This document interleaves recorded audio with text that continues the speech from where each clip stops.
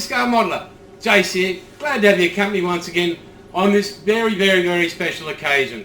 I mean, today, 2 days ago, was the first year anniversary of the channel, Aussie Scale Modeller, and a huge thank out to every single one of you, my 418 subscribers so far. It's been amazing. Thank you for your loyalty, i.e. your support. Couldn't have done it without you guys. Nearly 9,000 views, so thank you very, very much. Okay, a lot of shout outs actually. Just to quickly let you know, if you're new to the channel, this is what the channel's been about since day one. It's been about supporting the Australian scale of the Australian modeller, whether you're RC, whether you're trained, whether you're scale models, whether you do dioramas, whatever you do to do with modelling in Australia, hey, this is the place for you. It's supporting the Australian hobby store. You know, your mum and pa stores, or mum and dad stores, the people that look after your hobby and get you what you need. I know a lot of it's online, but nothing beats walking in their front door, having a great chat, walking in with $20 or walking in with a budget of $100 and spending $500. There's nothing like it.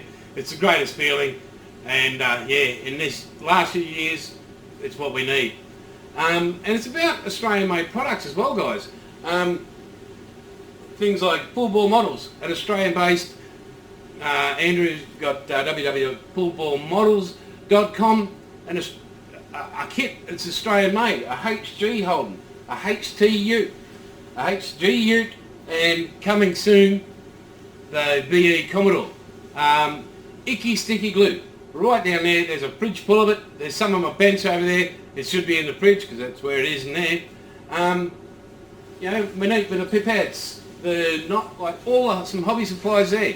They're great. Visit Monique, you know, at www.ickysticky.com.au. And of course, and I can't wear this shirt. I'll put this shirt on for a special thing, but the shirt unfortunately has died, the Outlaw Paint shirt. And people are going, leave the hat off. So I'm going to, while the hair's still like this, and I don't have the monobrow, but the mighty Outlaw Paints. Braden, you sir are a gentleman and a scholar. Well, that's just a 2K diamond clear. Thank you very much. Well, in this episode, being the 1 year, I'm going to do a compilation of all those guests I've had on the channel over the year, the interviews. John Collins, you know, he's started up a new business. John will be on shortly in the next few weeks, hopefully, and we'll be able to share what John's now doing. What a great supporter of the channel was.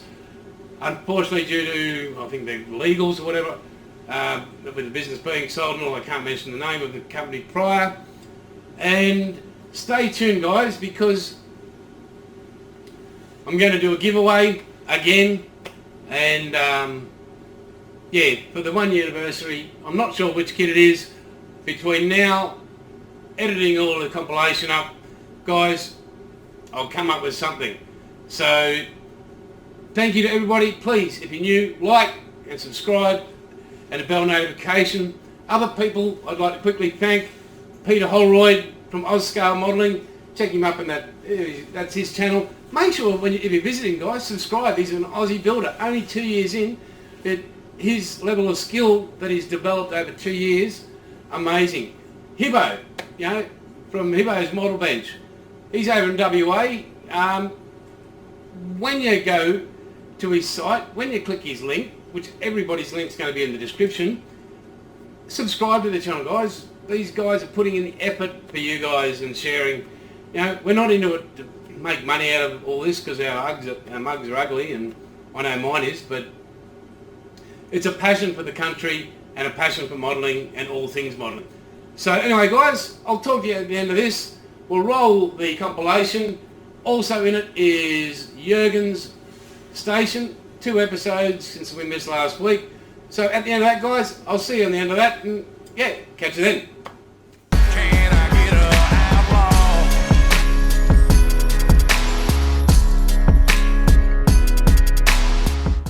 outlaw? Aussie Scale Modeller, Script 1, Episode 1, Interview 1 with Brandon, Outlaw Paints. How's it going?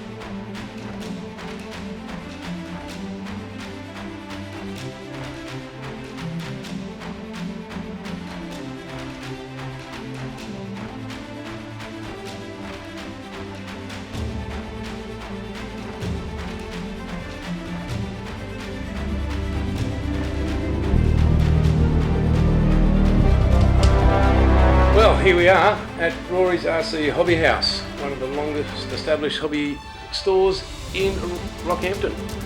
And with me is the man himself, Rory. How are you today, mate? I'm good, mate. Yourself? Oh, mate, pleasure to be here. Had a bit of a look around.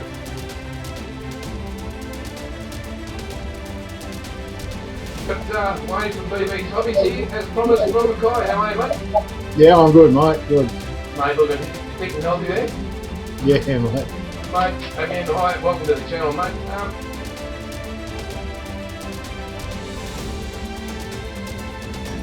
Yeah, good morning, Colin Keith from the RC shop up there in Mighty Townsville. How you going, boys? We're going good. We're going good. Okay, for the viewers, who's who? I'm Keith. I'm Colt.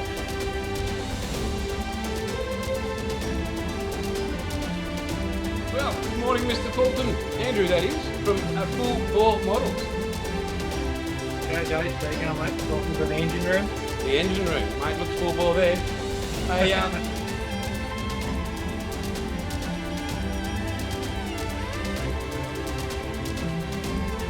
we've got the wonderful Mr. Peter Holroyd from Oscar Modelling. How are you this morning, Pete? Yeah, good, mate. Good. Very good.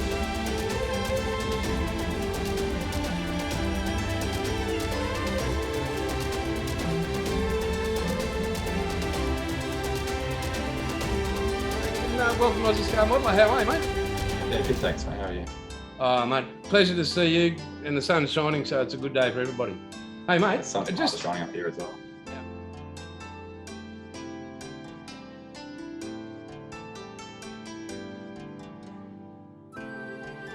Well, good morning, Simon from Hibbo's Models Bench from YouTube, mate. And how are you?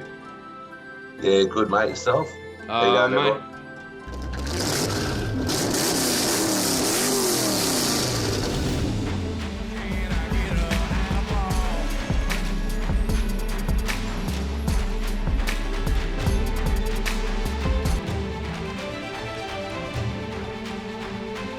Hi, welcome back to Oscar Modeller, midweek episode number 2.5.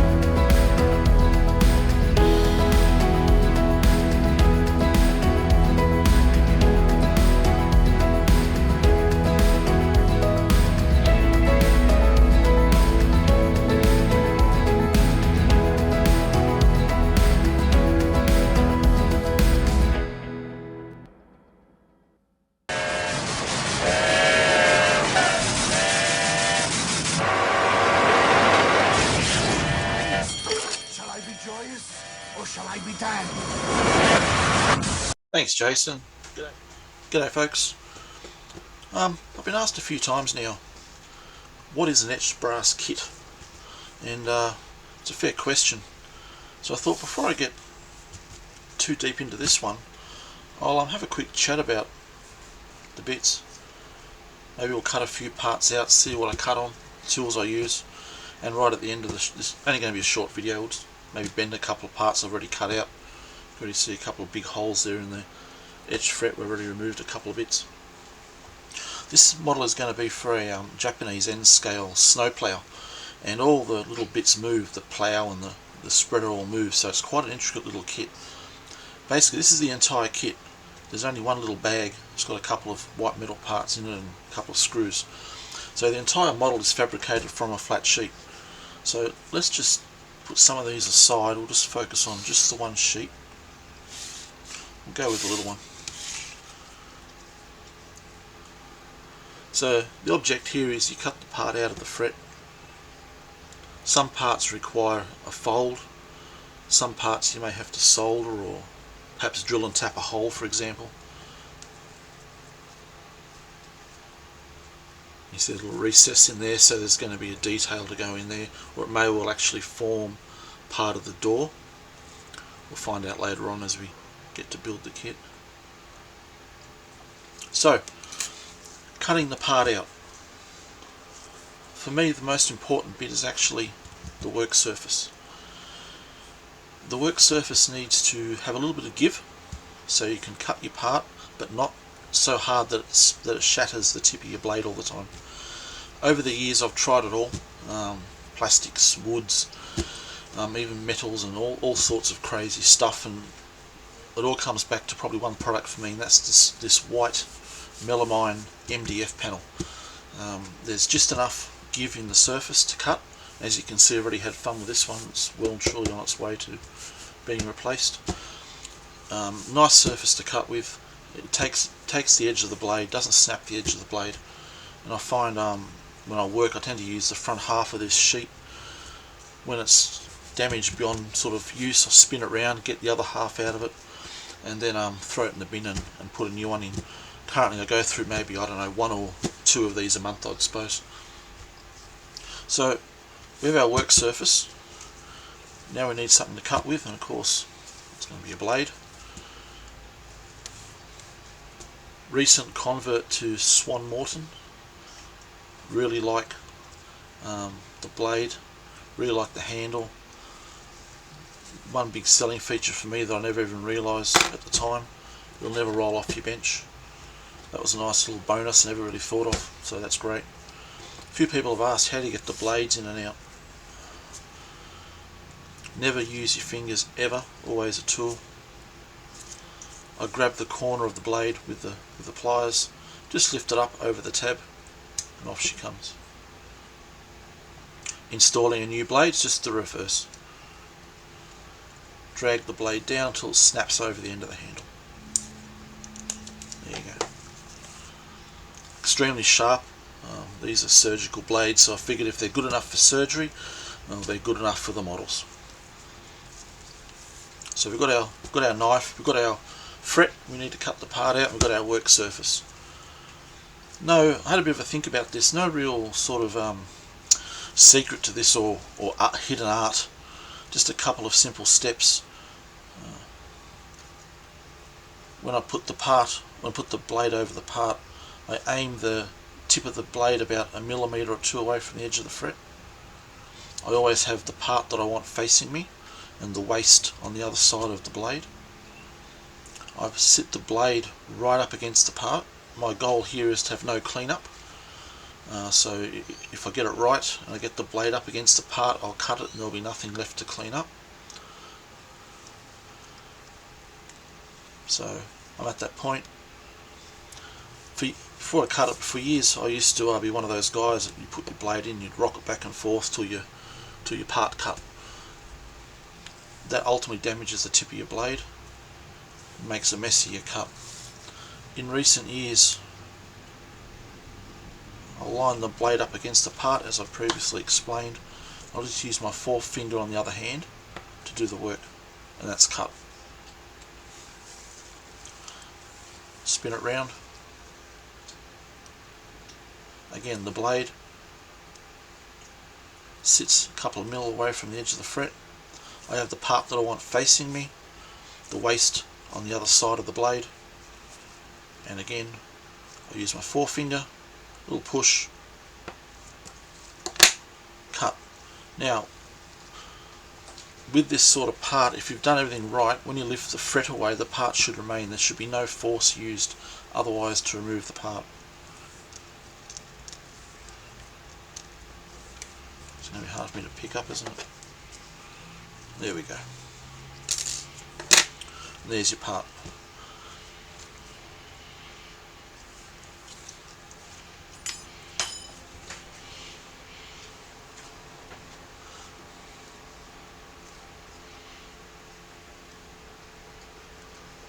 This particular part, nothing else needs to be done. It's ready to be used in the kit. Folding brass.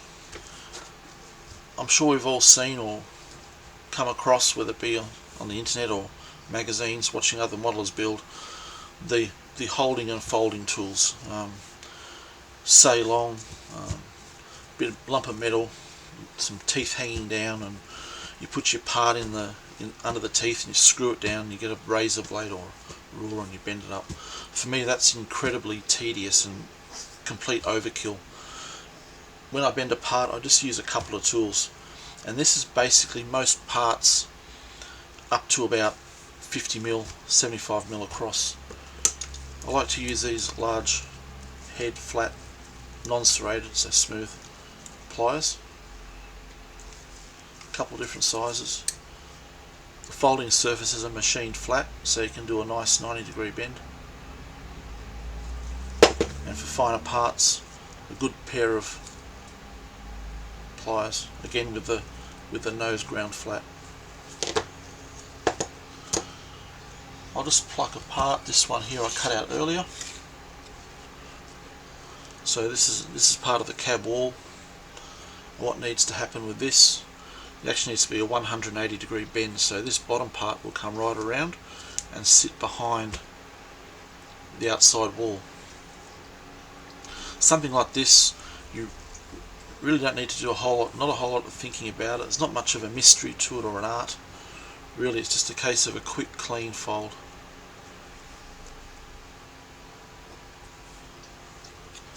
When I do a fold, I always grab a bulldog clip to keep it together. That'll be soldered straight away. Not sure what you can see in that, but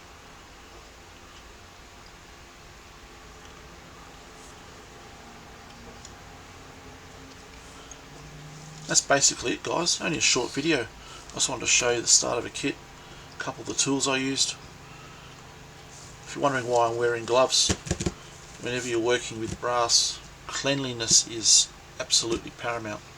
For soldering, for painting, clean brass is essential. Even if you wash your hands before you start building, you're always secreting oils out of your fingertips, and that transfers to the brass and just creates a lot of unnecessary cleaning. So for many years now I've always worn gloves when handling brass. It saves so much cleaning. So yeah, that's why I got the gloves on. Thanks for watching, folks. Who knows, maybe I'll revisit this in a couple of days and we'll have a bit more done. Have a look at some soldering. I'm really relying on the viewers to tell me exactly what it is you'd like to see. I can keep churning out these quick little videos, but if you're not getting anything from it, or there's a different type of topic you'd like to see on my model building, just give me a yell. Not that hard to find. jurgenengel.com, or my email, jurgenengel@y7mail.com. Thanks, dudes. See ya. How good was that, guys? Thank you very, very, very much to everybody that's taken their time out and spent it with all of us on the channel to share their hobby stores, their passions, their dioramas, their great work, their great products, all out there for you guys. Can't thank you all enough. Much appreciated. Speaking of thank yous and all that, this is the 1 year anniversary, as I said at the start. So, I'm going to need 50 comments, guys, on this video. And basically, it's only for this video. If you comment and let me know what you'd liked about the last year, what was your favourite episode, that'd be great, and what you'd like to see more of. I'm going to give away this to, yeah, there we go. If you're into camos, if you're into trucks or anything, if you just want to win a model kit, guys, that's it. So 50 comments, we'll give it away next week. That's for you guys.